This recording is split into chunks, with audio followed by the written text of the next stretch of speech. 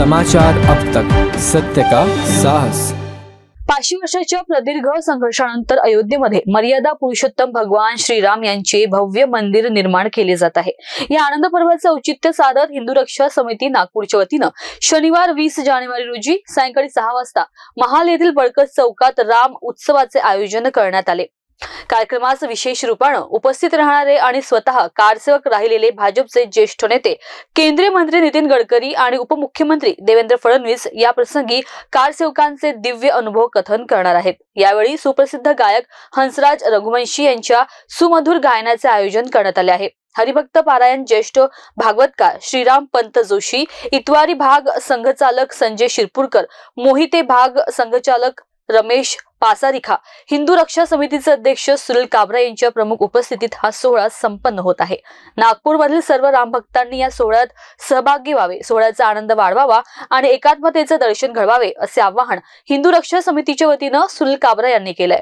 आमच्या हिंदू रक्षा समिती नागपूरचे अध्यक्ष माननीय सुनीलजी काबरा आणि आमचे सहयोगी माननीय विवेकजी धाकरस येणाऱ्या 20 जानेवारीला पंडित बच्चराजजी व्यास चौक म्हणजे बळकट चौकात हंसराज रघुवंशी सुप्रसिद्ध गायक यांचा एक गाण्याचा भजन संध्याचा कार्यक्रम आम्ही ठेवलेला आहे। संध्याकाळी 6 वाजता तो 6:30 ला चालू होईल आणि या कार्यक्रमाला प्रमुख उपस्थिती माननीय केंद्रीय मंत्री नितीनजी गडकरी राहणार आहेत आणि या कार्यक्रमाचे प्रमुख वक्ता माननीय महाराष्ट्र राज्याचे उपमुख्यमंत्री देवेंद्रजी फडणवीस हे राहणार आहेत।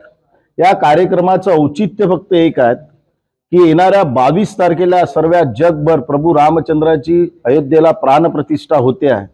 त्या निमित्ताने या समाजातला वय वर्ष 18 ते वय वर्ष 25 या तरुण वर्गाला राम जन्मभूमी आंदोलन काय आहे, हे कशा करता झालं होतं याची सर्व पार्श्वभूमी समजली पाहिजे आणि एक राममय वातावरण या भूमिकेतून जाऊन या राम जन्मभूमीचा इतिहास त्यांना माहीत होऊन एक भजन संध्याचा कार्यक्रम तिथे आम्ही ठेवलेला आहे आणि त्या भजन संध्याच्या कार्यक्रमात माननीय देवेंद्रजींचं मार्गदर्शन होईल की कार सेवा कशा करता होती, काय होती, आंदोलन कशा करतो होतं आणि हा सुवर्ण अक्षरात लिहून ठेवणारा दिवस आहे असं आव्हान माननीय देवेंद्रजी करतील।